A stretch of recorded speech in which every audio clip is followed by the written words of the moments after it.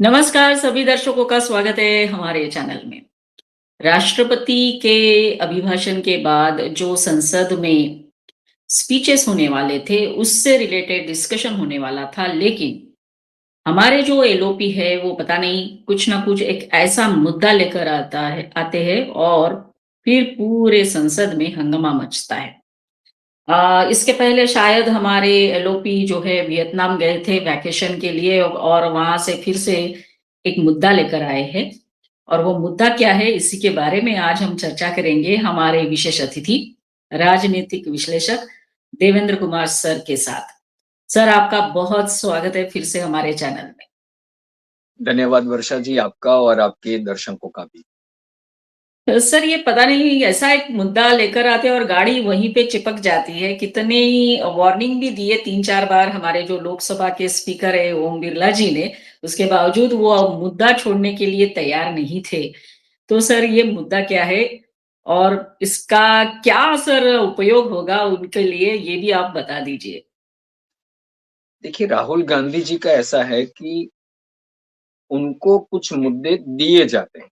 उनके जो भी मैं बार-बार ये कहता हूँ कि राहुल गांधी को अपने राजनीतिक सलाहकार जो हैं, पॉलिटिकल एडवाइज़र, उनको अब छुट्टी दे देनी चाहिए। ये उनको आउट ऑफ डेट मुद्दे जो होते हैं, वो देते हैं, जिसका कोई वजूद नहीं होता, जिसकी कोई मान्यता नहीं होती, जिसमें कोई सच्चाई नहीं होती। और ऐसा मुद्दा राहुल गांधी को मिलता है, राहुल गांधी अपने राजनीतिक सलाहकारों पर विश्वास करके वो मुद्दा उठाते हैं और फँस जाते हैं। और ये आज का नहीं है, ये बार-बार हो रहा है, लगातार हो रहा है। परंतु एक राहुल जी हैं कि बस उनको अच्छा ही लगता है कि चलिए उनको ऐसा लगता है। मैं अभी एक वीडियो देख रहा था जिसमें उन्होंने नेशनल सिक्योरिटी की बात कही और संसद में उन्हीं की पार्टी के सांसद पीछे हँस रहे थे। हाँ। जगदम्बिका पाल जी बैठे थे चेयर पर, उन्होंने कहा कि आपकी पार्टी के नेता पर क्यों हँस रहे हो? हम्म। तो ये प्रश्न अब ये है कि वो जो बोलते हैं उनको गंभीरता से उनकी पार्टी के नेता भी नहीं लेते। सही ये बात है स्थिति सर। हो गई है। उन्होंने कल जो मुद्दा उठाया सबसे पहले तो वो बात कर रहे थे, भाषण जो होना था वो राष्ट्रपति जी के अभिभाषण पर होना था। और राष्ट्रपति जी का जो अभिभाषण था, उसमें जो विषय होते, उन पर वो अगर बात करते तो ख़ैर अच्छा होता। बात वैसे तो उन पर राष्ट्रपति जी का जो अभिभाषण है, उसमें जो मुद्दे लिए गए, उस पर ही होनी चाहिए। बिल्कुल। वाजिब मुद्दे वही वैसे होते हैं। लेकिन अब राहुल गांधी जी तो राहुल गांधी जी हैं। वो पता नहीं शायद अपने आप को भारत के राजकुमार समझते हैं या राजा समझते हैं या भारत को वो अपने लिए समझते क्या हैं? यस। वो एक प्रश्न है।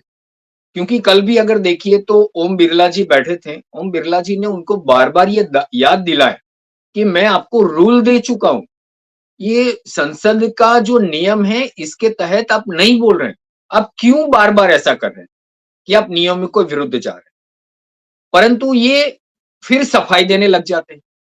अब अध्यक्ष ने लोकसभा के अध्यक्ष ने रूल बताया है, रूल दिखाया है, तो आप उसके ऊपर क्या फिर उसके अंदर से आप उसमें से भी कुछ छिद्र निकाल कर फिर बोलना चाहेंगे? तो ये यस। तो ठीक नहीं है। मुद्दे उठाना आवश्यक है। आप देखिए कि लोकसभा के अध्यक्ष को भी पता है कि ये नैरेटिव क्या रखेंगे, तो उन्होंने बीच में एक बार ये बोला कि आप बोलिए, आपका माइक चालू है। हम्म। ये ठीक है। बोलना पड़ा उनको कि यस। ये जब वो बार-बार बोल रहे हैं कि आप मुझे बोलने तो दीजिए, मुझे बोलने तो दीजिए, तो लोकसभा के अध्यक्ष को पता चल गया शायद कि ये इसके बाद अगर ये मुद्दा शायद ये उठाएँगे कि मुझे बोलने नहीं दिया जा रहा है, मेरा माइक बंद कर देते। तो उन्होंने चाहकर ये शब्द प्रयोग किए कि आप बोलिए, आपका माइक माइक चालू है। यस। करीब-करीब 3 बार उन्होंने बोला कि आप मुद्दे पर बोलिए, आप नियमों में रहकर बोलिए, अन्यथा मुझे आपके बाद अखिलेश जी को बोलना है, उनको बुलाना पड़ेगा। यस। परंतु राहुल जी जे तो वो तो बस नियम तो शायद उनको लागू नहीं होते ऐसा वो मानते हैं। उनको ये समझना चाहिए, उनके पॉलिटिकल एडवाइज़रों को समझना चाहिए कि कम से कम राहुल गांधी को ये सिखाएँ कि आप आप लोकसभा में लीडर ऑफ ऑपोजिशन हैं, परंतु आप लोकसभा के नियमों से ऊपर नहीं हैं, अबोव बिल्कुल, नहीं है। आप नियमों के अबोव नहीं है, आप बिल्कुल। नियमों के अंदर हैं। नियमों के अंदर प्रधानमंत्री जी भी आते हैं। यस। सब उसी नियमों के अंदर ही संसद में अपनी बात रखते हैं। राहुल गांधी को भी ऐसा ही करना चाहिए, उनको मानना चाहिए। इस मामले में मैं ये मानता हूं कि राहुल गांधी से अच्छा अगर नेतृत्व कोई करता है, तो उनकी बहन करती है। यस। नियमों की समझ है उनमें, क्या बोलना है, कब बोलना है, कैसे बोलना है, उसकी अच्छी खासी समझ है। हालांकि सक्रिय राजनीति में अभी-अभी है। लोकसभा में भी अभी आई है, लेकिन अब लोकसभा में प्रियंका जी के भाषण सुनिए, तो आपको लगेगा कि ये उसी राहुल गांधी जी की बहन है, जो सालों से लोकसभा में प्रतिनिधित्व कर रहे हैं, सांसद है। तो ये राहुल गांधी जी को समझना चाहिए। जो मुद्दा वो उठाना चाहते थे, वो गलवान का 2017 शायद। आज 10 वर्ष हो चुके हैं। यस। चीन ने आज भी नहीं माना है कि उनके कितने सैनिकों को भारतीय सैनिकों ने उनकी शक्तियों का परिचय करवा दिया, अपनी शक्तियों का। कि भारत की सरहद में, भारत की सीमा में अब आने की अगर आपने गलती की, तो आपको कितनी हानि हो सकती है, शारीरिक रूप से भी उसका प्रयोग करके दिखा दिया है। नहीं बता पाया चीन, आज तक नहीं बता पाया। और वो दिन जो था, वो भी याद रखना चाहिए और वो चीन को कभी भूलेगा भी नहीं, क्योंकि वो राइट। दिन चीन के राष्ट्रपति का जन्मदिन था। जब भारतीय सैनिकों ने अपने शौर्य का परिचय देते हुए जो चाइनीज सैनिकों को अपनी उनकी औकात दिखाई, वो दिन शी जिनपिंग का जन्मदिन। अब राहुल गांधी जी जो सेना अध्यक्ष की पुस्तक, जो कि अभी तक प्रकाशित नहीं हुई है, नियमों हुँ, के अधीन प्रकाशित नहीं हुई, नियम है कि उनकी पुस्तकें जो हैं, तो रक्षा मंत्रालय देखेगा, सेना देखेगी, line to line, word to word उसको देखा जाता है। क्योंकि यहाँ पर राष्ट्रीय सलामती का प्रश्न आता है। बिल्कुल। ये राहुल गांधी जी को भी ये समझना चाहिए कि वो संसद में बोल रहे हैं, सार्वजनिक सभा में नहीं बोल रहे हैं। जहाँ पर आप कुछ भी बोल लो तो चल जाता है। वहाँ पर कोई आपको प्रश्न नहीं पूछेगा, वहाँ पर कोई आपसे एविडेंस नहीं मांगेगा। संसद में जब आप बोलते हैं, तो उसके एविडेंस दिए जाते हैं। कल मैं कुछ सोशल मीडिया भी देख रहा था, तो वहां पर कुछ लोगों ने ये प्रश्न उठाया कि राहुल गांधी जी जिस मैगजीन का आर्टिकल है ऐसा कह के जो प्रस्तुत कर रहे थे, उस मैगजीन की वेबसाइट पर भी ये आर्टिकल अवेलेबल नहीं है। तो इनको कहाँ से मिल गया फिर? अब वो पुराना होगा, जब प्रकाशित हुआ होगा, तो नियमों की अधीन कुछ तो चीजें होती हैं, आप कुछ भी तो लिख नहीं सकते। और राष्ट्रीय सलामती की बात आएगी तो आप कुछ भी नहीं लिख सकते। उन्होंने बोल दिया, तो ये ठीक नहीं। राहुल गांधी जी को कम से कम ये समझना होगा कि वो संसद में बोल रहे हैं, तो संसद में अगर आप बोलेंगे तो संसद के नियमों के अधीन रहकर ही आपको बोलना होगा। आप संसद के नियमों के ऊपर नहीं है, नहीं है और बिल्कुल नहीं। यस।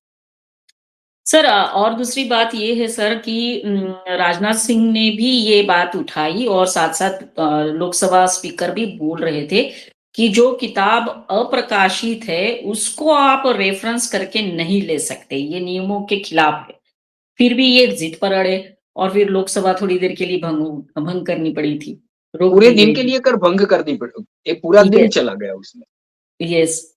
तो सर ये इतनी सिंपल बात सर इनको जो गाइड करने वाले हैं या उनको सलाह देने वाले हैं वो समझ नहीं पाते सर जो जो रूल्स होते हैं हमारे। ये आज का नहीं है सर, ये तो बार-बार होता है। लास्ट टाइम भी ऐसा ही हुआ था, एक मुद्दा पकड़ के बैठ गए थे। तो सर प्रश्न ये है कि कांग्रेस के पीरियड में कितनी बार चाइना के साथ झड़पें हुई और हम जानते हैं कि चाइना ने किस तरह से इल्लीगली हमारा कितना सारा एरिया कब्जा करके रखा हुआ है। देखिए मैं आपको बताऊं, ये बहुत बड़ी घटना है भारतीय राजनीति की।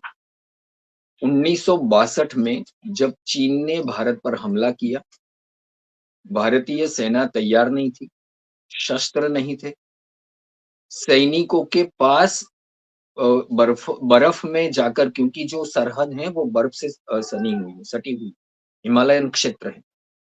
तो बर्फ में जाकर लड़ने के लिए जो कैन शूज़ होने चाहिए, वो प्राथमिक सुविधाएँ भी नहीं थी, वो कैनवास के शूज़ पहनकर हमारे सैनिक वहाँ पर लड़े। ये स्थिति बिल्कुल। वहाँ पर हुआ करती, हाँ सर। ठीक है? ऐसी स्थिति में सैनिकों को लड़ना पड़ा।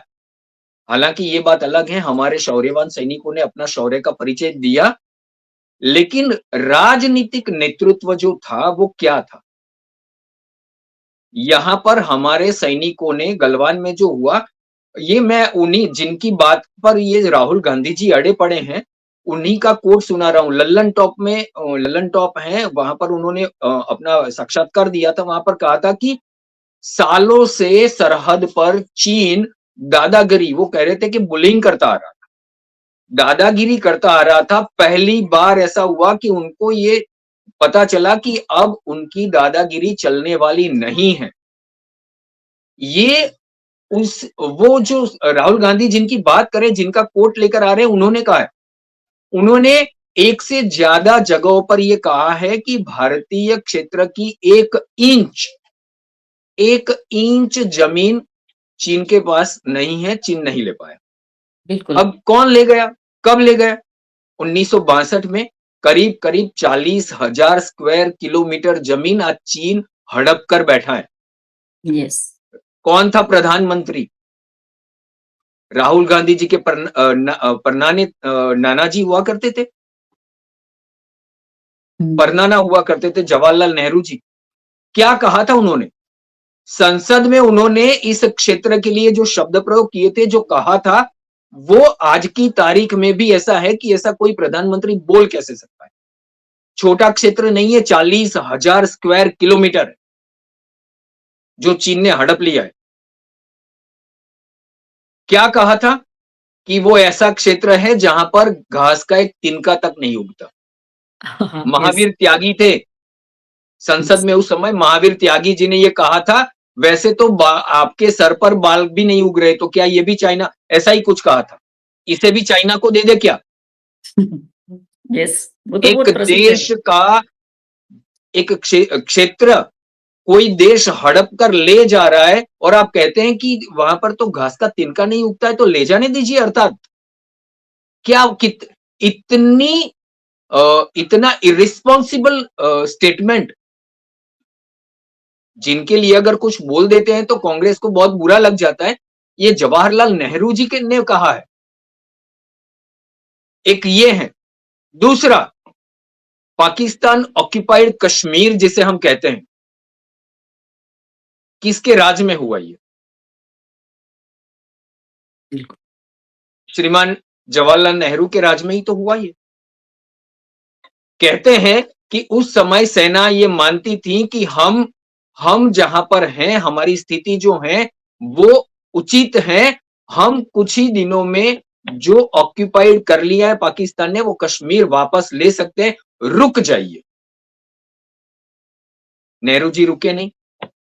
ने, ये बार बार उन्होंने जो किया है, देखिए उन्होंने जब ये भाषण दिया आकाशवाणी में, तो वो आकाशवाणी स्टूडियो पहुंच गए थे। जो किया, ये कितना था ये सोचिए, कि जब बोलना था तो ये कश्मीर गृह मंत्रालय में आता था, ब्रॉडकास्ट मिनिस्टर हमारे ये सरदार वल्लभ भाई पटेल थे। आप जो बोलने जा रहे हैं उनको भेजना चाहिए था, ये प्रोटोकॉल है। कब भेजा? जब वो स्टूडियो में पहुंच गए, रिकॉर्डिंग रूम में पहुंच चुके थे, तब कहते हैं ये सब यस, कि जब जवाहरलाल नेहरू रिकॉर्डिंग रूम में पहुंच गए, तब वो भाषण की प्रति सरदार वल्लभ भाई पटेल के पास आई।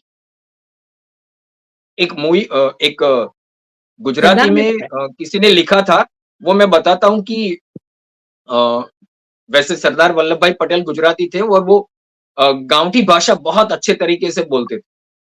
उन्होंने ये कहा था ऐसे कि किसी ने तो ये लिखा है, मुझे उनका नाम याद नहीं, परंतु कि બહુ ઊનો ઊનો કરે છે ટાઢો થઈ જશે। मतलब यूनो का अगर हम स्पेलिंग करें तो यूएनओ, गुजराती में ऊनो का मतलब होता है गरम। मतलब बहुत ऊनो, और टाढ़ो का अर्थ होता है कि ठंडा, बहुत ऊनो ऊनो कर रहा है, ठंडा हो जाएगा, मतलब कहने का अर्थ ये होता है। अब चले गए, कितने शौर्यवान सैनिकों का बलिदान हमने दिया है आज तक। बिल्कुल। उसी पाकिस्तान ने उसी ऑक्यूपाइड कश्मीर में से एक हिस्सा चीन को दे दिया। कौन था उस समय? सरकार किसकी थी? आप ही की थी।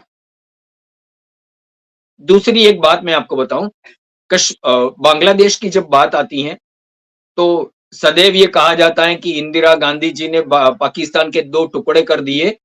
ये नहीं बताते कि भारत के 2 टुकड़े किसने किए। यस। पाकिस्तान के 2 टुकड़े कर दिए वो बता देंगे। उसके लिए जो भी जिम्मेदारी है, जो भी श्रेय है, वो इंदिरा जी को दे दिया जाएगा। परंतु भारत के टुकड़े करने का जो श्रेय है, वो दुर्भाग्यवश श्रेय नहीं बोला जा सकता उसको, परंतु उसकी बात नहीं करेंगे। किसने वो स्वीकार कर लिया वो प्रस्ताव? महात्मा गांधी ने कहा था मेरी लाश पर होगा।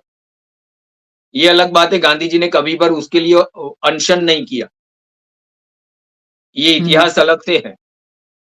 परंतु वही बांग्लादेश के बाद करीब करीब 1 लाख सैनिक आपके पास थे युद्ध कैदी के रूप में। शिमला करार कर दिया आपने, शिमला समझौता करके आपने वो 93,000 सैनिक जो थे वो वापस दे दिए। मैं आपको बताता हूं, 15 सैनिक उस समय पाकिस्तान की जेलों में रह गए। 53। डॉक्यूमेंटेड एविडेंस है उसके, यस। वो वापस नहीं लाए गए। कुछ 53 से। पाकिस्तानी, मैं आपको बताऊं, मैं उनका नाम भूल गया, पाकिस्तानी आर्मी के ही ऑफिसर थे। उन्होंने किसी को एक पत्र लिखा था, उसमें उन्होंने ये कहा था कि मैंने उन सैनिकों की चीखें सुनी पाकिस्तान की जेलों में। कभी प्रयास तक नहीं हुआ उनको वापस लाने का। अब देखिए, एक अभिनंदन गया था, यस, लाया वापस। नीची मुंडी करके वापस देना पड़ा पाकिस्तान को, राइट, राइट। देना पड़ा वापस। यस। ऑपरेशन सिंदूर में पूरे विश्व में फजीहत करके रख दी हमने। अभी अभी 26 जनवरी को हमारी सेना ने, वायुसेना ने एक वीडियो प्रसारित किया था, उसमें उनके जहां पर परमाणु शस्त्र है, वहां पर जो हमने बम गिरा है उसका भी वीडियो एक था। तो कहने का तात्पर्य है, वो बांग्लादेश जब अलग हुआ तब 93,000 सैनिक आपके पास थे। आज आप 100 मीटर 200 मीटर की बात करते हैं, जो कि बिल्कुल असत्य है, बिल्कुल असत्य है। उस समय 93,000 सैनिक हमारे पास थे। हम कह सकते थे कि खाली करो कश्मीर, अन्यथा ये यहां रहेंगे। भारत की जनता तैयार थी खिलाने पिलाने के लिए भी, क्योंकि सालों से हमने कश्मीरी आतंकवादियों को भी तो खिलाया। हजरत बल में हमने बिरयानी नहीं खिलाई थी क्या? किसने खिलाई? यस। यासीन मलिक जैसा जो व्यक्ति ऑन एयर ऐसा बोल रहा था कि हाँ मैंने एयरफोर्स ऑफिसर्स को मारा है, वो एयरफोर्स ऑफिसर को मारने वाला आतंकी प्राइम मिनिस्टर ऑफिस तक कैसे पहुंच जाता? Right sir. वो आप उस समय भारत की जनता तैयार थी, हाँ हम 93,000 को भी खिला देंगे, इतने लाखों ये घुसपैठियों को खिला रहे हैं जो दिख नहीं रहे, तो ये तो दिख रहे हैं, उनको खिला देंगे, लेकिन कश्मीर तो वापस लेकर आते। ये आपसे नहीं हो पाया। बार बार ये ए.के. एंटनी थे रक्षा मंत्री, लोकसभा में उन्होंने ये कहा है, लोकसभा राज्यसभा में संसद में कहा है कि हमने चीन के साथ जो बॉर्डर है उसको डेवलप नहीं किया, वहां पर डेवलपमेंट नहीं किया। ये जो नीति थी वो क्या थी? ये जो पूर्व सेना अध्यक्ष ने जो लल्लन टॉप में कहा था कि चीन बुलिंग करता था, दादागिरी करता था, और हमारी स्थिति क्या थी? हम डरते थे। इसका ये स्टेटमेंट, इसका सबूत है, जहां पर राइट। ए.के. एंटनी ने कहा है कि अगर हमने वहां पर डेवलपमेंट की तो दुश्मन जो है वो दुश्मन के काम में आएगा। मतलब ये मानते थे कि हम इतने पावरफुल है ही नहीं कि हम उसको रोक पाए। आज देखिए, गलवान में स्थिति क्या थी? भारत के शौर्यवान सैनिकों ने चाइनीज सैनिकों को यह दिखा दिया कि अब की बार अगर पैर भारतीय सीमा में रखने की कोशिश की तो जो हाल होगा वो ये लेकर जाइए, अपने शी जिनपिंग को दिखाइए। Yes sir. ऐसा हाल करके छोड़ा है कि चीन आज भी वो बताने से अपने आप को ये शर्म महसूस कर रहा है। लज्जास्पद स्थिति में चीन को लाकर रख दिया। कितने मरे वहां पर, कुछ वहां के लोगों ने दिखाए थे, करीब करीब 50 से 150 सैनिक वहां पर मरे थे चीन के। Yes sir. एक सर इंच जमीन चीन के पास नहीं है। ये पूर्व सेनाध्यक्ष मनोज नरवणे जी ने अलग अलग जगह पर कहा है, सार्वजनिक रूप से कहा है। यस। सो दूसरी बात ये है सर, इसके पहले भी राहुल गांधी जी ने कई बार जो है चाइना को लेकर हमारे आर्मी का अपमान करा है, और सुप्रीम कोर्ट ने उनको फटकार भी लगाई थी और माफीनामा भी इन्होंने दिया था शायद।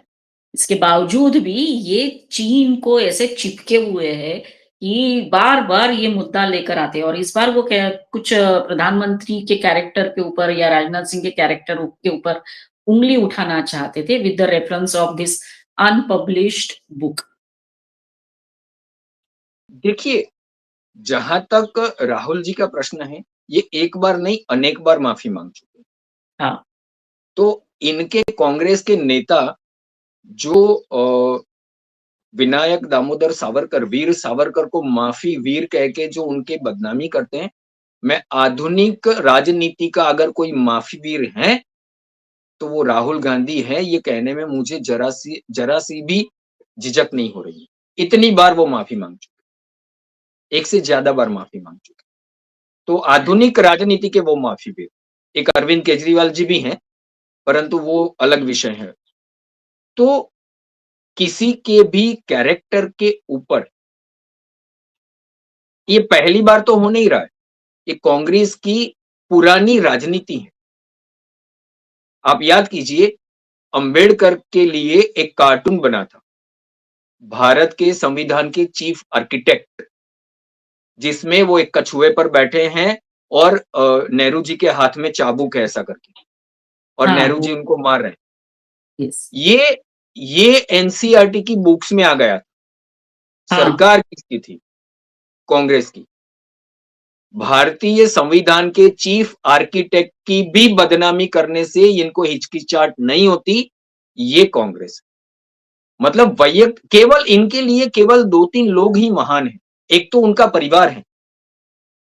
नेहरू जी से लेकर, मोतीलाल नेहरू जी से लेकर जवाहरलाल जी नेहरू, फिर इंदिरा जी, फिर राजीव जी, फिर सोनिया जी, फिर अब राहुल जी, प्रियंका जी, रॉबर्ट जी, ये सब जो हैं, इनके अलावा किसी की भी बदनामी ये कर सकते हैं। अब देखिए, यस। 2014 में प्रधानमंत्री नरेंद्र मोदी को खून का सौदागर कहा था। मौत का सौदा। मौत का सौदागर कहा था। यही राहुल गांधी ने उनको खून की दलाली करते हैं ऐसा भी कहा था शायद। मणिशंकर अय्यर तो इनके लिए पूरे कुख्यात हो चुके हैं। वैयक्तिक रूप से प्रधानमंत्री को गाली देना, प्रधानमंत्री नरेंद्र मोदी के ऊपर लांछन लगाना, ये कांग्रेस की 2012-13 से नीति बन चुकी। इसके पीछे का जो कारण है वो यही है कि ये ऐसा मानते हैं, और ये बिल्कुल गलत है। इनको अब इनसे बाहर भी आना चाहिए। ये मैं दोबारा से कहता हूं कि राहुल गांधी को अपने पॉलिटिकल एडवाइजर अब बदल देने चाहिए। वो आउट ऑफ डेट हो चुके हैं। Right sir. वो राहुल गांधी को फंसा देते हैं। ये उनके दिमाग में ये डाला हुआ था उस समय पर भी और आज भी, कि अगर आप नरेंद्र मोदी के चरित्र पर लांछन लगाएंगे तो मुसलमान आपको वोट करेंगे। ये जो राजनीति वो कर रहे हैं, ये केवल वही है। उनके क्यों प्रधानमंत्री के ऊपर झूठे आरोप लगाने का अर्थ क्या है? राइट। राफेल की बात कही थी उन्होंने, चौकीदार चोर है कहा। एक एक तो उदाहरण है नहीं, ये उदाहरणों की पूरी लंगार लगा दी है। Yes sir. पूरा एक हरमाला लगा दी उन्होंने कि बस लगाते ही जाते, लगाते ही जाते। और ऊपर से कभी भी इससे वो ये भी नहीं है कि चलिए कि सीख लेते हैं कुछ। नहीं, नहीं, वो अब सीखते देखिए, ही हैं। बिल्कुल सीख मतलब ये होता कब है बताऊँ मैं आपको? जब मेरा ये शब्द है एमबीए, गुजराती में एमबीए को मैं करता हूँ, एम माने मने, बी माने बधु, ए माने आवड़े, मतलब मुझे सब आता है। ये जब इंसान अपने आप को एमबीए समझता है, तब उसके सीखने की बुद्धि के जो सीखने का पार्ट होता है, उसकी खिड़कियाँ, दरवाजे और वेंटिलेटर तक बंद हो जाता है। बराबर। और राहुल गांधी के केस में ये मानता हूँ कि वो अपने आप को शायद एमबीए समझते हैं, मने बद्दू आवड़े। तो इस ये सर। वजह से वो जो भी बोलते हैं, उसके जो प्रत्याघात आते हैं, जो होता है उसका जो रिजल्ट आता है, प्रत्याघात आता है, फिर रिजल्ट आता है। उससे आज तक 2014 में कांग्रेस जिस प्रकार से हारी, 19 में हारी, 24 में हारी, हरियाणा में हारी, बिहार में हारी, महाराष्ट्र में हारी, गुजरात में तो अब शायद समाप्ति हो चुकी है। परंतु अभी भी ये सब जो हुआ है वो राहुल गांधी के नेतृत्व के इर्द गिर्द ही हुआ है। अभी तो वो शकील अहमद ने कह दिया कि वो अब वो नेतृत्व लेना नहीं चाहते सार्वजनिक तौर पर, लेकिन नेतृत्व उन्हीं का रहता है। मतलब खड़गे जी भी उनको पूछ के ही पानी पीते हैं, ऐसा कुछ समथिंग। तो कहने का तात्पर्य है कि आप सीखिए तो सही। हर बार आप ईवीएम पे लांछन लगाते हैं। आज तक आपको 99 आ गई तो ये नहीं कहा कि ईवीएम से मिल गई, तो उससे सीखे नहीं। वोट चोरी कर रहे थे, बिहार हार गए, महाराष्ट्र की निकाय चुनाव भी हार गए, उससे भी अभी तक नहीं सीखे। अभी भी कांग्रेस के नेता यही चिल्लाते हैं, राइट राहुल सर। गांधी भी वही करते हैं। प्रधानमंत्री पर लांछन लगाते लगाते आज करीब करीब 15 वर्ष हो चुके हैं, और इस 15 वर्ष में कांग्रेस ने केवल और केवल राजनीतिक हार का ही मुंह देखा है, पराजित ही होती आ रही। प्रधानमंत्री ने एक भी जगह ऐसी नहीं छोड़ी है जहां पर कांग्रेस को राजनीतिक तौर पर हराया ना हो, परंतु आज भी इससे वो सीखते नहीं। राइट ठीक है, सर। हारते रहिए और क्या। हम भारत के नागरिक ये चाहते हैं कि लोकतंत्र की रक्षा के लिए एक सक्षम विपक्ष का होना आवश्यक है, बुद्धिमान विपक्ष का होना आवश्यक है, अपनी गलतियों से सीखते हुए आगे बढ़ने वाले विपक्ष की आवश्यकता है, नहीं कि गलतियों पे गलतियां करने वाले विपक्ष की आवश्यकता है, नहीं कि यस। खुद ही अपने आप को ही इतना कमजोर करने वाले विपक्ष की आवश्यकता बिल्कुल। सर और दूसरी बात ये है सर कि जैसे कि कल हमने देखा लोकसभा में जब एलओपी बोल रहे थे सर, उनकी बॉडी लैंग्वेज, उनका बोलने का तरीका, स्पीकर को किस तरह से जवाब दे रहे थे, उनके सामने बैठ खड़े होकर जिस तरह से वो चाय पी रहे थे, वो उनका एक एटीट्यूड और अहंकार ही दिखाता है जो हमने कल देखा। और वार्निंग देने के बावजूद भी उस चीज़ को लेके और बाहर आके बोलना कि मुझे बोलने नहीं देते, ये तो उनका हमेशा का एक घिसा-पिटा सा डायलॉग हम हमेशा सुनते हैं। लेकिन सर मैंने कल एक और बात जब मैं पढ़ रही थी, सुन रही थी, किसी ने बोला है कि हमने मोहम्मद घोरी को 17 बार माफ़ किया और देश बर्बाद हो गया, तो अब एलओपी को कितनी बार माफ़ करना है, ये सोचना पड़ेगा। तो सही में सर ये सोचने वाली बात है। तो सर अंत में सर हम यही कहना चाहेंगे कि चाइना जो है वो राहुल गांधी छोड़ते नहीं है और चाइना शायद राहुल गांधी को छोड़ते नहीं है। इसीलिए ये सारे मुद्दे जो है पता नहीं कहाँ-कहाँ से उठाकर लेकर आते हैं। तो धन्यवाद सर आप हमारे साथ जुड़े और हमारे साथ चर्चा की। सभी दर्शकों को कहेंगे कि हमारा ये वीडियो ज़रूर देखिए, लाइक करिए, कमेंट करिए, शेयर करिए और हमारे चैनल को सब्सक्राइब करते रहिए। धन्यवाद सर। जय हिंद, वंदे मातरम। है। धन्यवाद, जय हिंद, वंदे मातरम।